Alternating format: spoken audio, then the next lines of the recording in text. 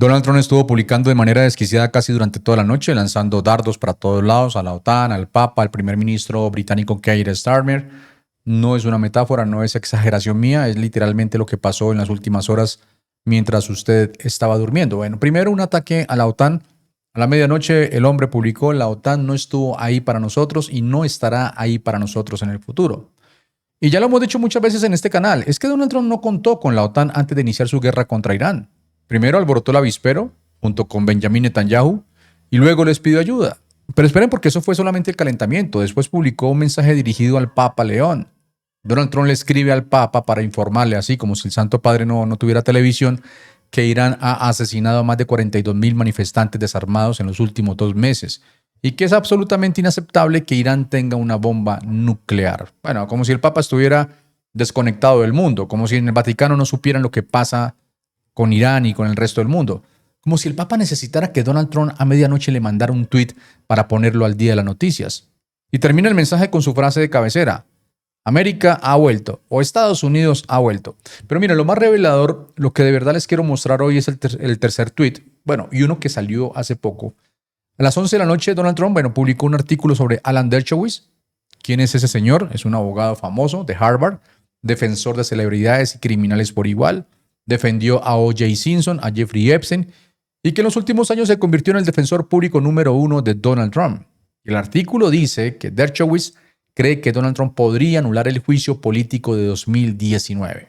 Para los que no recuerdan, en 2019, pues la Cámara de Representantes sometió a Donald Trump a su primer juicio político, su primer impeachment, por presionar al presidente de Ucrania para que investigara a Joe Biden a cambio de ayuda militar. Donald Trump fue absuelto en el Senado, pero la mancha quedó ahí. El juicio político de 2019, hace 7 años. Irán lo está ridiculizando en redes sociales, el Congreso está introduciendo legislación para evaluar su estado mental, la comunidad internacional está pidiendo que se invoque la enmienda 25 y Donald Trump está tuiteando sobre algo que pasó hace 7 años. Miren, eso es un hombre que no puede soltar el pasado porque el presente lo aplasta. Y como si fuera poco, pues también publicó sobre el bloqueo económico a Irán, sobre cómo los está estrangulando, mientras al mismo tiempo lleva semanas diciéndole al mundo que Irán quiere negociar y que él está dispuesto a hacer un trato. A ver, amigos, ¿cuál es la verdad? ¿Los está aplastando o están negociando? ¿Los están estrangulando o están haciendo un trato? O sea, las dos cosas no pueden ser verdad al mismo tiempo. A menos que usted sea Donald Trump, que vive en una realidad paralela donde la contradicción no existe. Algo que les diré, le dije: señor presidente, no deja de hablar de la guerra como si fuera. Le pregunté: ¿se acabó? Me dijo: se acabó. Mientras todo esto pasaba, Irán, el enemigo que Donald Trump dice que está de rodillas, se estaba riendo de él, publicando memes, burlándose de sus posts, llamándolo inestable, diciéndole al mundo: ¿y para cuándo le aplican la enmienda 25 a este señor? De esa enmienda 25 vamos a hablar ahora. Miren, el Congreso ya está moviendo legislación para crear un panel que evalúe si Donald Trump tiene la capacidad cognitiva y física para seguir siendo presidente, pero, y aquí viene el pero, esas son buenas y no tan buenas noticias. Vamos a empezar con las buenas. El 14 de abril, el periodista Scott MacFarlane, corresponsal del Congreso, reportó que 50 demócratas de la Cámara de Representantes presentaron legislación formal para establecer una comisión sobre la capacidad presidencial. ¿Para qué sirve esa comisión? Bueno, para evaluar si el presidente tiene la capacidad cognitiva y física de ejercer el cargo. Y en el proyecto de ley, los demócratas citaron textualmente las acciones de Donald Trump como desquiciadas, volátiles, incoherentes. Eso no lo digo yo, eso está escrito en un proyecto de ley presentado ante el Congreso de los Estados Unidos. Esa es la buena noticia. El proceso formal arrancó. Ahora las no tan buenas. La enmienda 25 está diseñada para incapacidad física o mental, no para cuando el presidente dice cosas absurdas que hacen que medio planeta se lleve la mano a la cara. Pero aquí es donde hay que ser completamente honestos con ustedes y explicarles cómo funciona esto realmente, así, sin mentirles. La enmienda 25 no es un botón que los demócratas pueden presionar solos. El proceso funciona así. Necesitas gabinete en contra, vicepresidente en contra y Congreso alineado. Traducción: políticamente casi imposible si el presidente todavía tiene apoyo. Recuerden, el vicepresidente, que es J.D. Vance, y la mayoría del gabinete tienen que declarar formalmente que el presidente no está en capacidad de ejercer el cargo. En ese momento, J.D. Vance asumiría como presidente en funciones de inmediato. ¿Ven ustedes el problema? J.D. Vance, el mismo J.D. Vance que le dice sí a todo lo que Donald Trump hace, sea raro, sea estúpido, sea contradictorio, ese señor tendría que afirmar que su jefe está mentalmente incapacitado. Ahí está el bendito problema de la enmienda 25. Pero hay más. Si Donald Trump impugna la decisión, y Donald Trump la va a impugnar, que él impugnaría hasta su propio certificado de nacimiento si pudiera, el caso va al Congreso y ahí se necesita el voto de 2/3 de la Cámara y 2/3 del Senado para mantenerlo fuera del poder. Los demócratas hoy no tienen esos números, ni cerca. Entonces, ¿para qué presentan esta legislación? Bueno, dos razones. Una, para que quede en el registro histórico que el Congreso actuó. Dos, y esto es lo más importante, para presionar políticamente y forzar la conversación pública sobre el estado mental de Donald Trump. ¿Es suficiente para sacarlo? No. ¿Es suficiente para hacerle daño público? Sí. Bueno, y sé lo que de pronto pueden estar pensando porque alguien lo preguntó una vez en los comentarios del canal y la pregunta lógica que cualquier persona se hace después de escuchar todo esto es, bueno, John, ¿y entonces cómo lo sacan? ¿Por qué con Nixon fue tan fácil y con Donald Trump no? Bueno, esa es una buena pregunta. Vamos por partes. Primero, con Nixon no fue tan fácil. Eso es un mito. Nixon renunció en agosto de 1974 después de 2 años de investigaciones, audiencias públicas, televisadas, escándalos acumulados. Y esto es lo clave. Después de que los líderes de su propio partido republicano fueron a la Casa Blanca y le dijeron en su propia cara, señor presidente, se acabó. No tenemos los votos para defenderlo. Eso es lo que hizo posible la salida de Nixon. No fue la ley, no fue la Constitución actuando sola. Fue que el Partido Republicano de 1974 todavía tenía suficientes hombres con columna vertebral para decirle la verdad al poder. Ese Partido Republicano ya no existe. Ahora, ¿cómo pueden sacar a Donald Trump legalmente? Bueno, hay 3 caminos. Camino número 1, la renuncia. Que Donald Trump renuncie voluntariamente. Igual que Nixon. ¿Va a pasar? El hombre que dijo que nunca perdería una elección y luego pasó 4 años insistiendo en que se la robaron, ese hombre no renuncia. Descarten ese camino.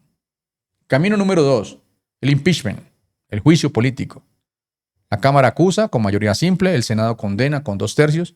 Ya lo intentaron 2 veces, 2 veces lo absolvieron en el Senado. Mientras los republicanos controlen el Senado y le tengan miedo a la base MAGA, el impeachment es papel mojado. Camino 3, las urnas.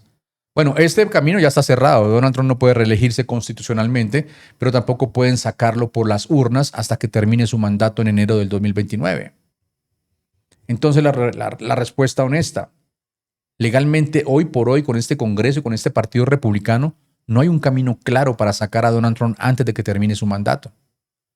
La diferencia con Nixon no es jurídica, es moral. Nixon tenía enfrente a republicanos que todavía creían que había cosas más importantes que mantenerse en el poder. Donald Trump tiene enfrente a un partido que le tiene más miedo a un tuit de MAGA que a la historia. Y eso, amigos, es la diferencia entre 1974 y 2026. Díganme ahí en los comentarios, ¿creen ustedes que hay algún republicano hoy capaz de hacer lo que hicieron los republicanos de Nixon? ¿O ese tipo de político desapareció para siempre? Los leo ahí abajo en los comentarios. Quiero terminar este video con este último post de Donald Trump que salió después de que ya estaba yo organizando la información, porque esto dice más de su estado mental que cualquier análisis que yo les pueda hacer a ustedes ahora. Hace unos minutos, Donald Trump republicó un artículo del tabloide británico The Sun, y el titular lo dice todo. Si las palabras vacías fueran un arma, Keir Starmer habría rearmado a Gran Bretaña. Pero las palabras no ganan guerras. Ahora, antes de que Donald Trump se ponga a celebrar, vamos a hablar de lo que realmente dice ese artículo, porque esto es más interesante de lo que en realidad parece. El artículo lo escribe Jeroen Starkey en el diario The Sun, medio británico, no medio estadounidense, ojo, y el argumento es devastador para Keir Starmer, el primer ministro laborista del Reino Unido. ¿Qué dice ese artículo? Que Starmer habla muy bien de defensa, que dice que la seguridad es su primer pensamiento por la mañana y el último por la noche, que Europa debe valerse por sí misma, que hay que gastar más y más rápido. Discursos perfectos, retórica de primera. El problema es que según lo que retrata el artículo es una realidad bastante incómoda. El Reino Unido hoy tiene la Marina Real más pequeña desde que Enrique VIII la fundó. Durante el mandato de Keir Starmer, el país perdió 7 buques de guerra, 5 de sus 6 submarinos de ataque están varados en puerto. Uno de ellos lleva casi 9 años sin zarpar, 9 años. El ejército se redujo a 70.000 soldados entrenados, el más pequeño en más de 200 años. Casi todas sus armas fueron enviadas a Ucrania y apenas se han repuesto. Y cuando una base aérea británica en Chipre fue atacada por un dron iraní el mes pasado, no había ni un solo buque de guerra británico entre Singapur y Gibraltar. Ni uno. Tuvieron que pedirle prestada una fragata a Alemania. Y ojo con esto porque en la jugada política ya hablamos de esto una vez, búsquenlo ahí en el canal, hablamos de la caída de los imperios, de que ningún imperio es eterno, pues eso fue precisamente lo que le pasó a Gran Bretaña, el imperio más grande que ha existido en la historia de la humanidad, el que dominó los mares, el que colonizó medio mundo, el que le dio nombre a una época entera. Bueno, hoy le está pidiendo prestado un barco a Alemania. Ahora bien, ¿por qué Donald Trump republica esto? Porque Starmer es uno de los líderes europeos que más fuerte ha hablado en defensa de la OTAN y ha hecho una crítica implícita sobre Donald Trump. Y Trump lo republica como revancha política, como diciéndole al mundo, ven, este que me critica a mí no tiene ni con qué defenderse a sí mismo. Hasta ahí la jugada tiene cierta lógica, pero aquí viene la parte que Donald Trump no quiere que ustedes conecten. ¿Cómo llegó el Reino Unido a ese estado? O sea, ¿cómo llega cualquier país europeo a tener sus fuerzas armadas en ruinas? Bueno, décadas de no invertir en defensa, mientras confían en el paraguas de seguridad de los Estados Unidos y de la OTAN. El mismo paraguas que Donald Trump ahora dice que va a quitar. Miren, Europa en este momento está en ese proceso doloroso de reconstruir lo que no construyó durante muchas décadas. Y Donald Trump se sienta en la tribuna a reírse con un artículo de tabloide. No para ayudar, no para liderar, para burlarse. Esa es la última historia que les quería traer en este video. Ya sabes, si te gusta el contenido del canal, suscríbete, comenta, comparte. Si tienes algo que corregir o algo que yo dije que tal vez no esté de acuerdo, escríbelo ahí en los comentarios. Nos vemos en el próximo episodio de La Jugada Política. Ya sabes, si te gusta el contenido, apoya de alguna manera.